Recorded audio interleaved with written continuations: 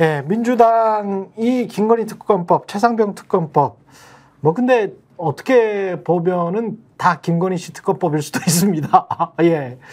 어떻게 결론이 날지는 모르겠습니다만은 무슨 뜻인지 좀 말해봐요. 최상병 특검법이 김건희 특검법이랑 어떻게 연결되는 거예요? 아니 최상병 특검법이 이종호가 있으니까. 그렇죠. 네, 이종호가 있으니까 이제 김건희 씨와 어떤 연결고리가 있지 않나 이런 의혹이 많이 있잖아요. 의심이 된다. 네. 그거 아니면 최상병 사건 처리에 있어서 그렇게 국방부 장관이 결재한 서류를 그 다음에 그냥 갑자기 이렇게 언론 브리핑 취소하고 국회 설명 일정 다 취소해버리고 갑자기 또 8월 2일에 멀쩡했던 수사단장인 박정훈 대령을 너 이 항명했지, 집당을 항명하려고 그랬지. 거의 국가 반영이잖아요. 네. 그러면서 대통령한테 대들었지 뭐 이런 식으로 할 필요는 없는 거잖아. 할 이유가 없었던 거잖아. 그렇지. 그러니까 7월 31일과 8월 2일에 이상한 행적들에 이종호라는 카톡에 그 사람이 나와버렸기 때문에 이거는 연결고리가 있는 것 아닌가? 이렇게 지금 의심을 할 수밖에 없는 상황입니다. 그러니까 대통령이 네. 경로했다는 그거는 팩트고, 그렇죠. 그 경로 이유를 이제 우리가 추정하고 추론하는 가운데 논리적으로 그렇죠. 생각해볼 거는 이종호 씨가 등장하면서 이거는 이제 사모님께서 좀 관련돼서 뭔가 더 남편분에게 얘기를 했었을 가능성이 높다. 네.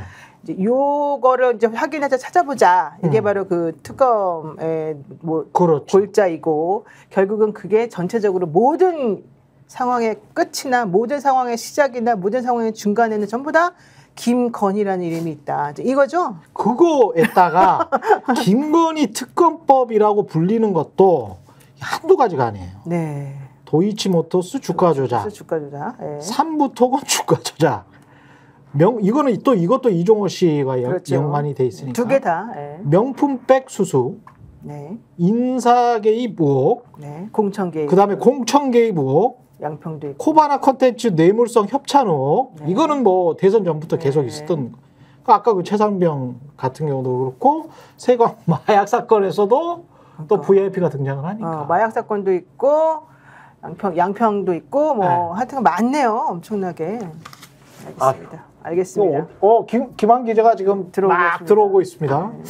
예, 이거 뭐 전체적으로 봤을 때 일단 정치적으로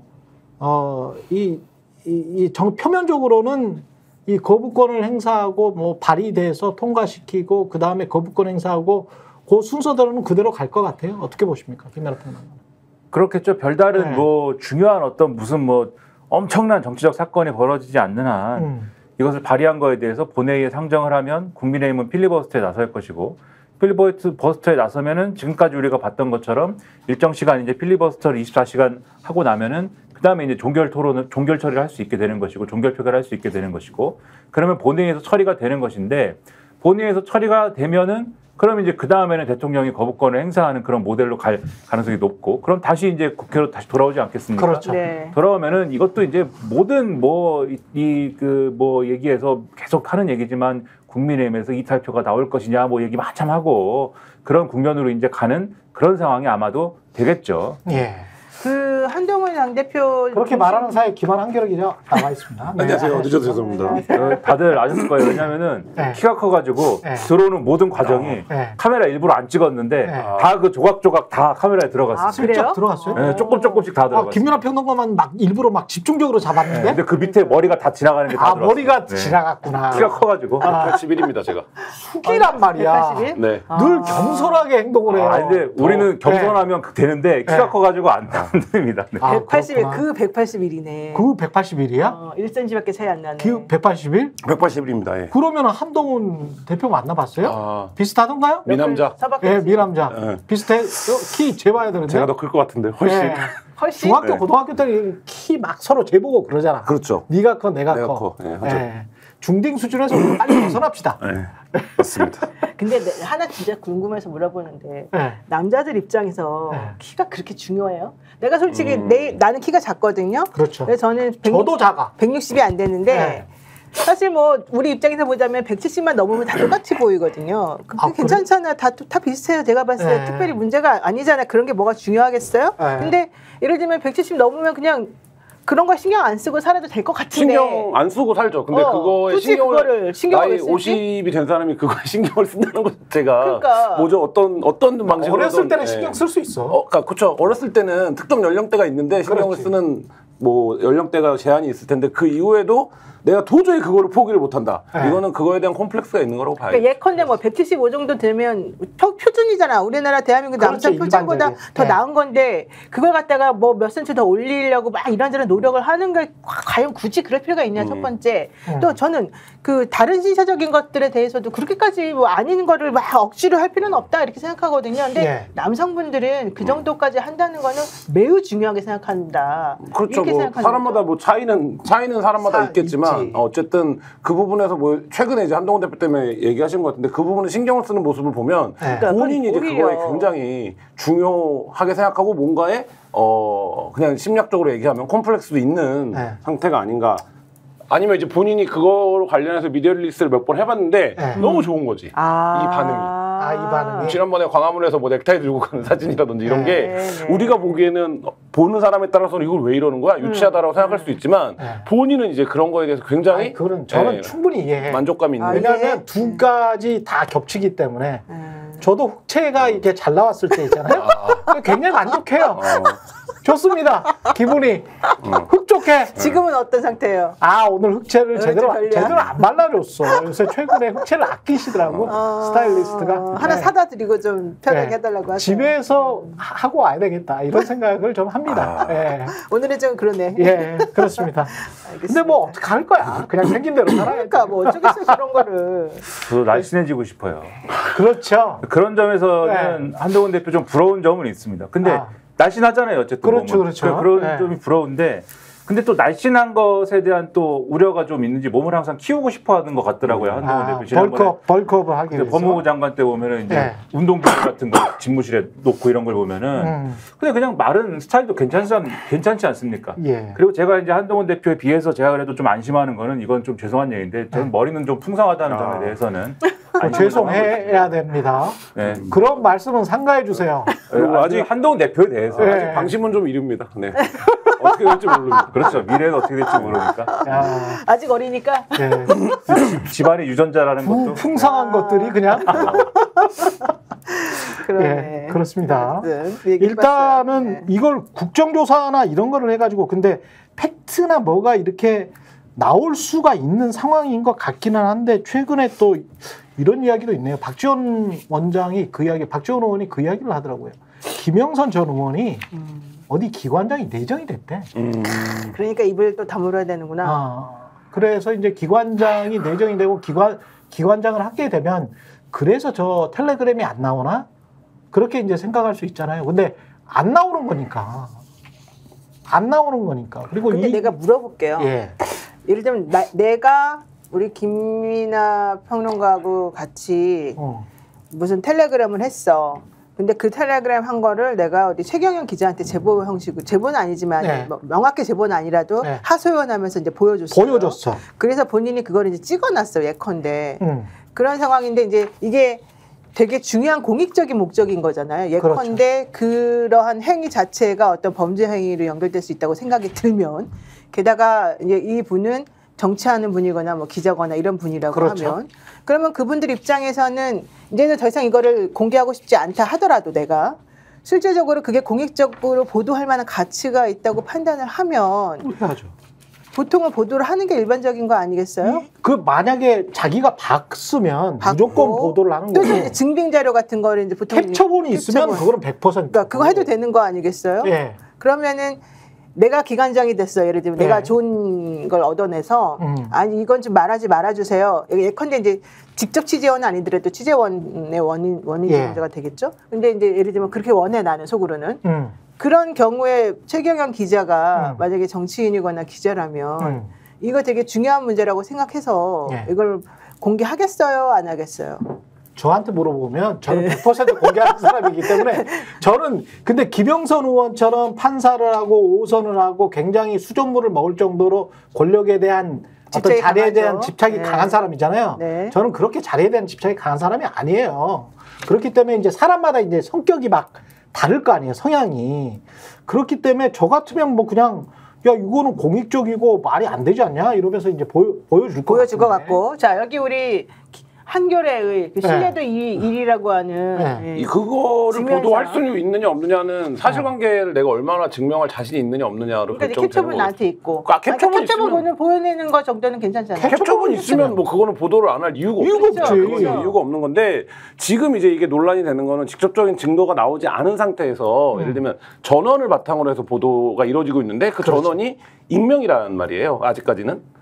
아니 이준석은 있잖아. 그러니까 뭐 그렇긴 한데 첫 보도나 이후에 이제 그거를 봤다는 사람이 여럿 있고 이준석도 그걸 관련된 얘기를 했는데 그렇죠. 직접적으로 내가 말하자면 소위 말해서 뭐 육하원칙에 따라서 언제 어떻게 어디서 뭐 이거를 이제 진술하고 있는 사람이 사실 없다는 거죠. 그래서 이제 그런 부분에 문제는 있긴 한데 만약에 그게 기사 요건으로 구성이 되면 뭐 보도를 하지 않을 까닭은 그러니까 그 상황에서 보세요. 그 말을 처음에 하려고 꺼냈던 김영선 전 의원 확실하진 않지만 어쨌든 뭐 기관장에 내정됐다는 소문이 있어요. 이 그렇죠. 건으로 인해서. 이 건으로 인한 것 같아요. 입을 다물어라 이런 식으로. 또 하나 지금 말씀하신 이준석 의원 같은 경우에도 자기를 그렇게 괴롭혔던 2년 내내 괴롭혔던 그 성매매 2013년도에 있었던 두 건에 대해서 다 무혐의가 또 최근에 갑자기 이제 결론이 나와버렸잖아요. 그렇죠. 그러면은 그 말들을 공교롭죠 아주 그 말들을 했던 그 두 사람은 사실은 이게 공개되지 않았으면 좋겠다는 마음을 사실은 품을 수밖에 없는 구조가 됐는데 그렇죠. 그것과 별개로 그들이 그렇게 하기 전에 이미 남들에게 알려줬잖아요. 보여줬고 나 말도 했고 인터뷰도 했고 그리고 캡처본도 있다고 했고 그러면 우리는 기자 입장에서 예를 들면은 이거는 그들이 입을 다물었다는 건 사실 또 하나의 은폐니까 사실은 그런 것들이 전체적으로 연결해가지고 국민들에게 좀 알리고 싶다 이렇게 하는 게 당연한 거 아니겠어요? 네, 뭐. 근데 회사에서 못하게 할 수도 있나요? 아니요. 뭐 그걸 못하게 하는 언론은 없죠. 근데 얘기하신 것처럼 그 길목을 지키고 있는 그 증거가 유출될 가능성의 길목을 지키고 있는 사람들이 소위 말해서 이제 굉장히 이제 좀 뭐 정치적으로 단수가 있는 사람들인 거잖아요. 그러니까 자기의 그렇죠. 정치적 유불리에 따라서 판단을 할 수밖에 없고 그러면 그 증거나 뭐 이런 것들이 일단 이제 말하자면 내가 직접적으로 획득한 게 아니면 사실 오염될 가능성들이 있는 거고 뭐 그런 부분들이 우려지. 근데 그럼에도 불구하고 누가 그 텔레그램을 사진으로 찍어놓고 그 사진의 실물을 입수를 하면 그거를 보도하지 않을 언론은 사실 없죠. 지금 아니 근데 뭐 언론이 문제가 아니고 이준석은 근데 왜 가지고만 있을까? 아니면 자기가 말했던 걸 확보를 했을까요? 캡처본을 확보를 했을까? 아니면은 뭐 보기만 한 것일까? 요거는 이제 확실치가 않으니까 가지고 있는지 아니면은 뭐 인터뷰대로 보기만 한 건지 뭐 요거는 모르겠는데 봤다면 그걸 좀 더 구체적으로 이야기할 필요는 있지 않나요? 개혁신당의 책임감도 그렇게 어떻게 보세요? 그렇게 해야지 예. 이렇게 불분명하게 처신하면 안 된다고 보고요. 처신 자체가 좀 이상해. 그러니까 지금 개혁신당이 어쨌든 보수의 새로운 어떤 리뉴얼 이런 거를 내걸고 어쨌든 나온 사람들 아닙니까? 그렇죠. 그렇다고 하면은 김건희 여사의 문제야말로 보수의 아킬레스건인데 이 문제를 확실하게 이제 처리해야 되는데 지금 이렇게 애매한 포즈를 취하고 있는 거는 제가 볼 때는 과거의 문제가 있는 거예요, 사실. 뭐 미래의 문제도 있겠지만 미래의 문제라는 거는 지난번에 이제 그 말씀 드렸는데 한동훈 대표가 결국은 어쨌든 윤석열, 한동훈 이제 대결 구도에서 결국 이 김건희 여사와 관련된 어떤 문제에 있어서는 결국은 한동훈 대표가 다 공을 가져갈 수 있다. 이런 계산이 있는 거 아니냐라고 하는 시각도 있는데 물론 이제 그런 관점도 있을 것이고 그다음에 애초에 이게 왜 텔레그램 이 얘기가 세상에 나오게 됐느냐에 대해서는 결국은 김영선 전 의원 측에서 국민의힘에서 이래저래 뭐 김건희 여사가 뭐 지역구로 옮기라고 하고 여러 가지 제안을 했음에도 그럼 안 되니까 개혁신당으로 옮겨서 출마를 하려고 했는데 그게 그 과정에서 개혁신당 쪽으로 이게 들어가면서 그게 취재의 소스가 돼서 결국 여기까지 온 거 아닙니까? 추정하기로는. 그렇죠. 추정하기로는 그래요. 근데 그 당시에 김영선 전 의원이 공천이 됐습니까? 개혁신당에서? 안 됐거든요. 김영선 전 의원이 공천이 안 되는데 관여를 했을 가능성이 가장 큰 관여를 했던 사람이 누구예요, 그러면? 그 이준석 전 의원일 수밖에 없는 거잖아요, 그 당시에. 제가 생각할 때 왜 그랬을까? 만약에 김건희 여사가 국민의힘에서 꽂으려고 했던 사람이 실제로 국민의힘에서 공천을 받았으면 개혁신당은 어차피 예를 들면 비례 1번이나 뭐 이런 거로 승부를 봐야 되는데 누구를 배치해가지고 승부를 볼까라는 계산에서 김건희 여사 저쪽에 공천 받아갖고 이 사람이 밀려나서 불이익 받다 이걸로 크게 장사를 한번 해보려고 했을 수도 있는데 그런 구도가 이게 애매하다 보니까 김영선 전 의원을 공중에 그냥 공중에 북 뜬 상태로 방치하는 그런 상황으로 갔을 수가 있어요. 제가 볼 때는 저의 추정의 평론가로서. 예. 그렇다고 하면은 지금 이준석 의원이 내가 그 당시에 이러저러한 판단을 했고 이러저러하게 했다라고 다 털어놓는 게 사실은 자기한테 100% 유리하지도 않고 그다음에 이 얘기를 하기 시작하면 필연적으로 뭘 설명해야 되냐면 지방선거 때는 그러면은 그러니까 이준석 의원이 국민의힘 대표일 때 그렇지. 그때는 김건희 여사의 공천 개입이 없었습니까? 이 질문이 뒤따라 나와야 돼요, 반드시. 그럴 수밖에 없죠. 그러면 이준석 의원 뭐라고 얘기를 해야 되지 않습니까? 그때 네. 내가 다 잘랐다든지 아니면 내가 그때는 압력에 굴했다든지 어느 쪽이 더 진실에 가까울까요? 그러니까 이런 것들을 종합을 하면 제가 볼 때는 이준석도 연관돼 있을 수 있다. 공천 당시에 국민의힘 공천에 김건희 여사가 개입했다라는 거를 본인 입으로 막 점화를 막 시켜서 좋을 게 없다. 막 점화를 시켜서 본인이 막 이렇게 이슈를 푸시하는 거에는 지금 말씀하신 대로 이게 좀 이 계산을 많이 해봐야 되는 그런 상황이 아닐까라고 저는 이제 혼자 생각을 합니다. 김건희 씨 그 도이치모터스 주가 조작 의혹과 관련해서는 오늘이 9월 11일입니까? 9월 11일이죠. 네. 내일이 9월 12일인데 내일 지금 한다는 거예요. 항소심 나오는 거잖아요. 네. 근데 이제 본회의 케이스가 두 개예요. 네. 방조범이 된 손모 씨라는 사람이 있습니다. 연세가 좀 있으신 분인데 손모 씨가 유죄가 나올 케이스, 무죄가 나올 케이스 이 두 가지가 있는데 유죄가 나올 케이스에 국민의힘이 좀 대비하고 있는 것 아닌가 그런 생각이 좀 들더라고요. 나오는 워딩들이 유죄가 나와도 손모 씨와 김건희 씨의 케이스는 다르다. 제 말이 그래요. 손모 씨보다 김건희 씨가 훨씬 더 지금 그 개입이 많이 돼 있어. 손모 씨랑은 비할 바가 아니야. 일단 저는 유죄가 나올 것 같아요. 일단 유죄가 나올 것 같다. 손모 씨에 대해서 방조범으로 공수장 변경까지 하고 지금 재판부가 적극적으로 했거든요. 이제 이런 상황이라고 한다면은 대부분의 경우에는 판사님이 얘 방조범인데 왜 너 그동안 기소 안 했어? 뭐 이러면서 내지는 이게 분명히 유죄 심증이 가는데 이런 뉘앙스를 풍긴 거라고 저는 보거든요. 예. 그래서 당연히 이제 그래서 국민의힘에서 계속해서 유죄가 나오더라도 이 얘기를 계속 하는 거죠. 미리 맞아요. 밑밥을 까는 거죠. 네. 그러니까 그렇지 않으면 이렇게까지 복잡하게 하면서 이렇게까지 그 사람에 대해서 집중 조명할 필요가 없었으니까. 근데 문제는 바로 이제 그 다음이죠. 유죄가 나온다고 한다면 도이치모터스 주가 조작에서 손모 씨보다 훨씬 더 관여도가 깊고 돈도 더 많이 넣고 실제 이득까지 다 얻어버린 손모 씨는 이득을 못 얻었대잖아요. 근데 어쨌든 이 사람은 이득을 많이 얻은 걸로 나오잖아요. 23억인가 뭐. 예. 그런 사람에 대해서는 그러면은 아무것도 아니다라고 끝까지 우기고 억지 부릴 수가 있겠느냐. 현실적으로 그거는 불가능하다. 나는 그렇게 생각하고. 그래서 그런 경우에는 현실적으로 할 수 있는 방법은 어쨌든 기소는 해야 되는 부분인데 기소를 하려고 그러다 보니까 위가 너무 서슬해 퍼렇고 주변이 너무 이렇게 깜깜하게 나를 다 위협하는 세력들이 많이 있는 거죠. 이때 검찰총장이라는 사람이 딱 뭔가 이거 휘어잡고 예컨대 나만 믿어. 나는 굴하지 않아. 이러면서 하라 그러면은 밑에서도 할 수 있죠. 근데 지금 검찰총장 새로 임명되는 그 사람은 심우정은 실질적으로 전혀 그런 케이스가 아니고 그걸 막으라고 사실은 그 자리에 갖다 놓은 사람이기 때문에 이거는 현실적으로 그 다름을 계속해서 부각하면서 보수 유튜브를 중심으로 해서 이 문제에 대해서 분명히 수면 아래로 내려놓게 하고 싶을 것 같아요. 근데 말이 안 되지. 제가 세 가지로 좀 사실은 도이치모터스와 관련해서는 네. 김한 기자도 잘 알겠지만 제가 이렇게 세 가지로 간단하게 정리를 할게요. 행태가 통정매매나 이상거래를 그 계좌로 했느냐 안 했느냐. 김건희 같은 경우는 102건의 1심 재판부가 인정한 거는 102건에 한 48건을 김건희 씨와 최은순 씨 계좌로 한 거니까 요거는 통정매매 이상거래와 관련해서는 협의가 아주 짙습니다. 그리고 3,300원에 8만 주 매도한 셈, 예? 그 김어준 씨가 브라보콘 뭐 12시에 만나요. 브라보콘. 예, 이게 전형적인 이제 통정매매죠. 그렇죠. 심지어는 그걸 판결문에 썼어. 그렇죠. 들어가 있죠. 판결문에 썼어. 3,300원에 8만 주. 이거는 김건희 씨 엿먹으라고 쓴 거밖에 안 된다라고 저는 생각해요. 네. 판사가. 이런 행태. 두 번째 돈의 액수. 근데 돈의 액수가 중요한 게 손모 씨도 굉장히 많이 투자를 했지만 우리가 자산이랑 비교를 해야 돼. 자기가 가지고 있는 자산의 몇 %를 투자를 했는지. 김건희 씨는 추정치가 거의 60%를 투자를 했어. 자기가 한 60억에서 70억 그때 가지고 있었던 것 같은데 그중에서 한 3, 40억을 투자를 했어요. 어마어마한 거죠. 몰빵을 한 거야. 그리고 주범과의 관계. 권오수와의 관계 어떻습니까? 20년 지기 아닙니까? 본인이 그랬잖아. 20년 지기라고.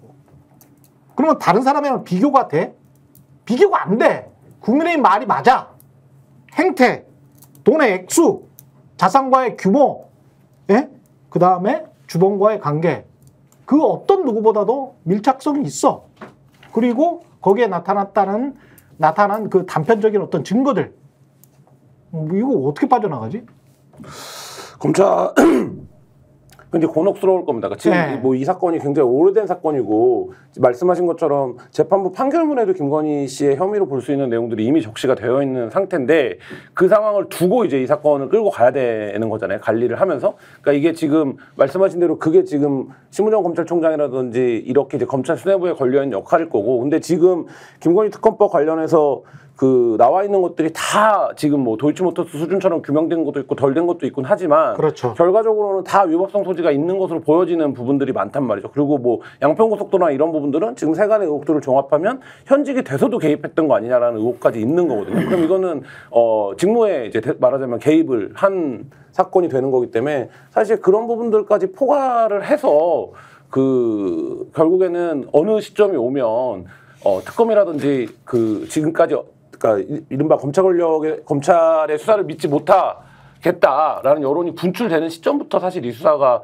굴러가지 않을까 뭐 이런 생각은 듭니다. 근데 지금 뭐 내일 판결이 나오고 특검법이 올라가고 뭐 이런 상황들에서도 여전히 뭐 김건희 여사는 활동을 재개했고 비공개라고 하면서 무슨 대통령처럼 다니면서 소방대원들 격려하고 이런 거 아닙니까? 그 마포대교의 사진 한번 찾아보실래요? 아, 재밌더라고. 제가 어제 가을 여행지로 마포대교 추천했는데 바로 또 마포대교에 가서 생명의 소리 10일 날에 자살 예방의 날 그것 때문에 그랬던 거 아니에요? 근데 자살 같은 경우는 좀 문제가 있긴 있습니다. 한국이. 예. 근데 그렇게 자살을 유도하는 어떤 사회 구조적인 요인들에 혹시 이 정부가 어떤 기여하고 있는 거 아닌가 그 생각을 오히려 해봐야 될 것 같아요. 예? 노동자들 건폭으로 내몰고 극한 무한 경쟁으로 치닫게 하고 예? 사람들 가난한 사람들이랄지 이런 사람들 도와주는 거는 사회주의로 내몰고 반국가 세력으로 내몰고 그런 자들이 누구냐? 예. 김건희 여사 관련해서는 비공개 일정이라고 하고 이제 기자들 데려가서 사진 찍어갖고 릴리스를 할 거면 아침에 풀단에 일정 공개를 해줘야 돼요. 그 일정 공개를 안 하고 어차피 기자는 다 데려갈 거면서 그거를 그렇죠. 무슨 비공개 방문을 했다라는 제목을 한 줄 넣으려고 그게 다 연출된 사진이 나오는데 비공개 방문을 했다 이게 무슨 의미가 있습니까? 예, 제가 찾아놓은 게 있으니까 보내드릴게요. 네, 지금 나오네요. 아, 지금 나옵니까? 아, 지금 나오고 있습니다. 지도를 하고 있습니다. 지도. 야, 이게 생명의 전화야. 이게 늘 잘 24시간 개통돼야 되지 않겠어? 뭐 이런 말씀이신 것 같아요. 그러니까 이제 저분이 그 명품백 수사심의에서 무혐의 나고 검찰에서 무혐의 내주고 그러니까 불기소 권고하고 무혐의 내주고 뭐 이것저것 이제 본인에게 면죄부를 주는 일련의 행위들이 나타나니까 이제 용감하게 지난번에는 남편하고 같이 인사도 안 하더니 이제는 공개 행보 나서고 추석에 또 인사를 한다는 거잖아요. 저는 그런 게 참 민망하지 않나 이런 생각이 솔직히 조금 들어요. 지금 최재형 목사가 신청한 수사심의회가 또 이제 열린다고 하죠. 근데 그거는 신경 안 쓴다는 얘기거든요. 저런 행동은. 그렇죠. 예, 그리고 12일 날 권오수 관련해가지고 그 도이치모터스 항소심 재판 나와도 나 신경 안 써. 나는 이미 면죄부 받았어. 그리고 나는 이제 검찰총장이 나를 지켜줄 거야. 이 태도거든요. 사실 저 태도는. 저는 그래서 지금 이 상황에서 저분이 저런 식으로 공개 행보하면서 나 그동안 많이 참았어. 나 이제 너무너무 몸이 근질거려서 더 이상 참을 수 없어.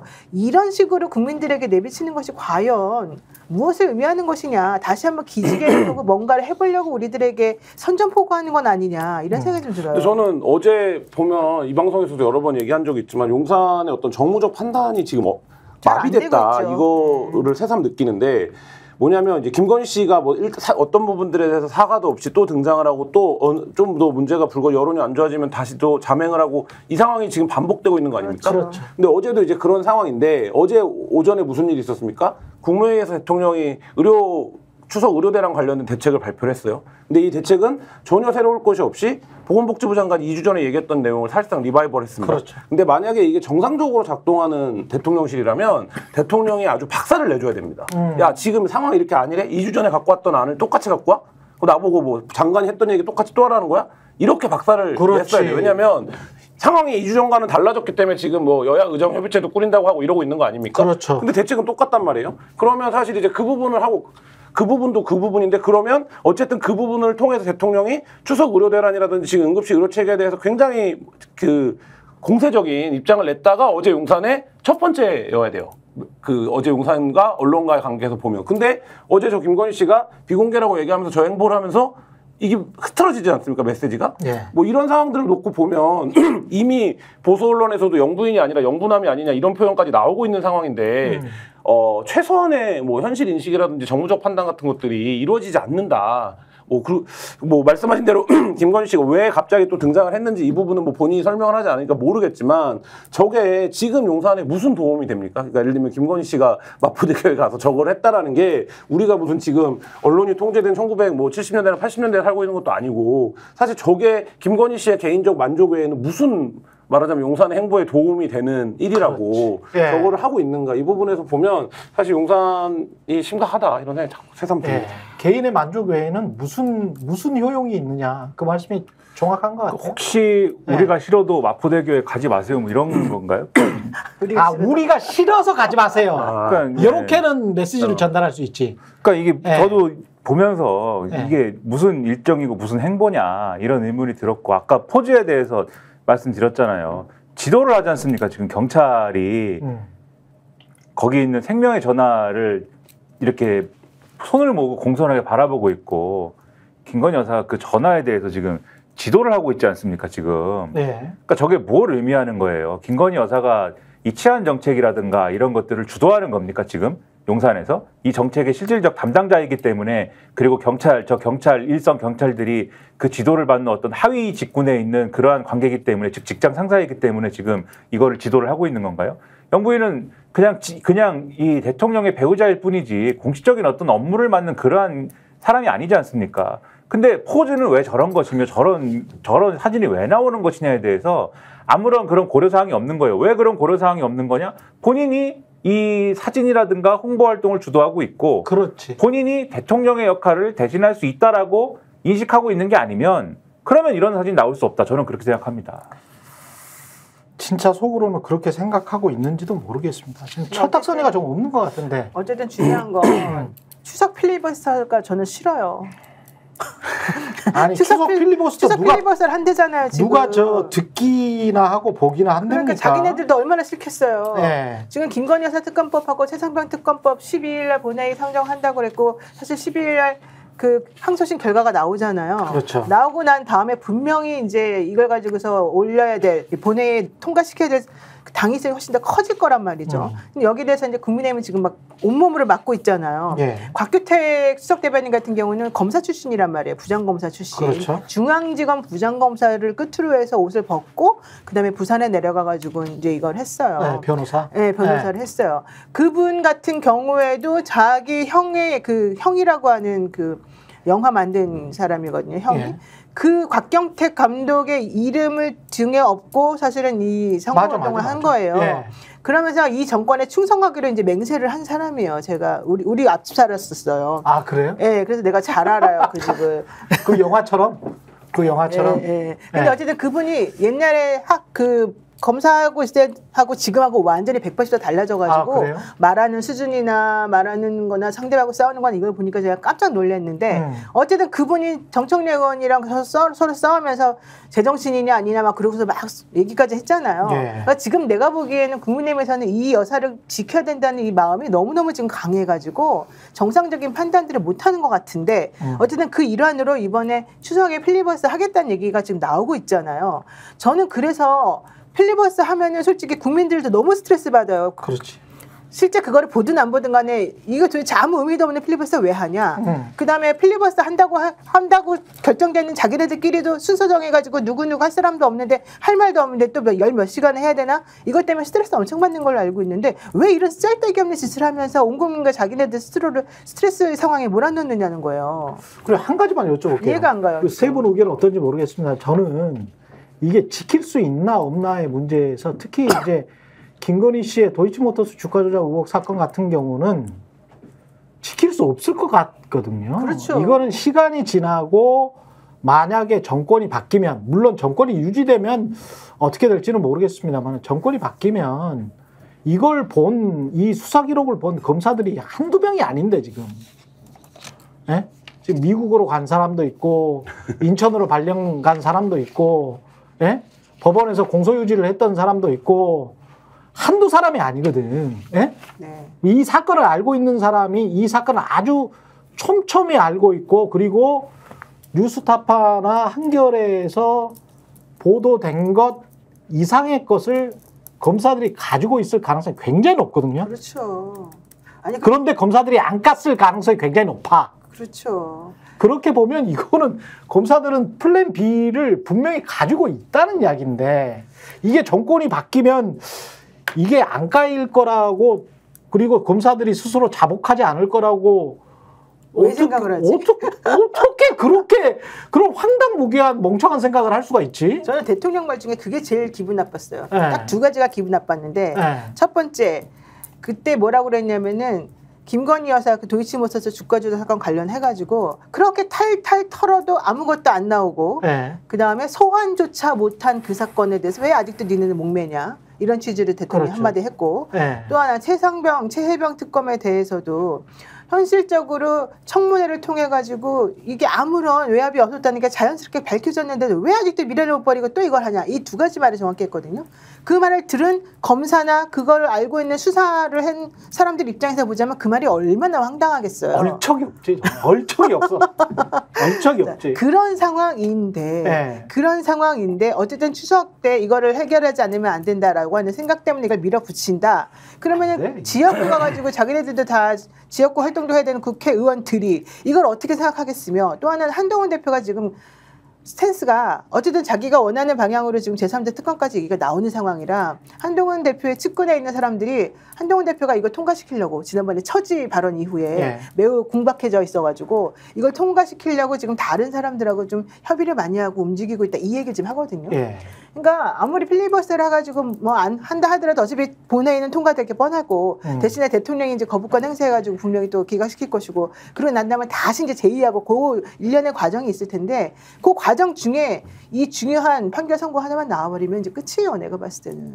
게다가 이렇게 해서 이제 무혐의 처분을 하려고 해도 아유, 안 돼요. 안 되는 게, 무혐의 처분을 하려면 검사가 사인을 해야 되잖아. 그렇죠. 근데 검사가 사인을 해야 되는데 정권이 바뀌면 이게 직권남용이야. 야, 이렇게 증거가 많았는데 네가 뭐라고 사인을 해? 근데 그 사인을 하는 사람은 평검사하고 부장검사야. 자기 주임 검사가 자기 이제 사건이니까 그렇지. 해야 되지. 그리고 그 위에 부장. 그렇죠. 주임하고 부장검사가 해야 되는데 그 사람들이 왜 앞날이 구말린데 창창한데 왜 그 사람들이 사인을 합니까? 그렇죠. 1, 2년 하고 끝날 것도 아니고. 네. 네, 뭐 대통령의 임기가 지금 이제 뭐 중반을 넘어가고 있는 시점인 거잖아요. 당선 기준으로 아직 절반이 안 됐지만, 그러니까 사실 어쨌든 뭐 단죄 권력에서 기울 잡는 권력은 없었기 때문에 어떤 형태로든 이 부분에서 사실이 어딘가에 숨겨져 있는 것이라면 그 사실이 드러나는 방향으로 뭐 더디더라도 갈 수밖에 없는 거고, 지금 말씀하신 것처럼 도이치모터스 주가 조작이나 이런 것들은 그럴 거야, 이런 감으로 지금 사람들이 얘기하고 있는 게 아니라, 아니에요. 예, 말씀하신 전혀 것처럼, 감이 아니야. 말씀하신 것처럼 예. 그 긴 기간 동안 그 사실 뭐 1차 주가 조작, 2차 조작, 주가 조작 이 용어를 만들어낸 것도 언론이에요. 그러니까 예를 들면 언론의 분석을 통해서 그게 드러난 거고, 지금 이제 법정에서도 그렇게 얘기를 하고 있는 상황인 건데, 뭐 그렇다라고 놓고 보면 이 문제는 결국 사실이 가리키는 방향대로 정리가 돼야 되는 거고, 그렇죠. 그 과정에서 시간이 걸리더라도 어쨌든 그렇게 정리가 될 수밖에 없다. 왜냐하면 이거는 법정에 제출된 증거들이 있기 때문에. 근데 그렇습니다. 말씀하신 것처럼 어떤 검사가, 어떤 판사가 이걸 어떻게 뭐 요리해서 처리할 수 있지? 이런 저는 국면은 그렇게는 안 될 거라고 생각을. 검사들 내부에서도 이거는 처리가 불가능하다라고 지금 그게 중론이에요. 네. 제가 듣기로는 이거는 거의 불가능한. 다만 이제 국민의힘 입장에서는 도이치모터스를 전면에 내세우지 않고 김건희 씨를 여사를 둘러싼 여러 가지 7, 8개 지금 의혹들이 있는데 그 중에 한 2, 3개는 아직 좀 발전이 빌드업이 더 필요한 것들이 있어요. 그러면 이제 그런 거를 근거로 하겠죠. 이거는 사실 정치 공세일 뿐이다. 이렇게 나올 만한 것들을 추려서 그거를 놓고 이 김건희 또 이거를 패키지로 포괄적으로 김건희 특검법이라고 하는 거는 문제가 있다. 이렇게 할 건데 그러면 다시 야당 입장에서는 전술적으로 그러면 요것만 하자. 요것만 할 거냐? 확실하게. 네, 아니면 대통령의 거부권을 본인과 관련된 문제에서 거부권을 행사하는 것 자체가 반헌법적이기 때문에 다시 우리는 간다. 이렇게 갈 거냐? 뭐 이런 전략들로 이제 나뉠 수는 있겠죠. 예. 스픽스는 말하는 언론입니다. 대세는 유튜브, 그중에서 스픽스. 좋아요, 댓글, 구독, 알림 설정.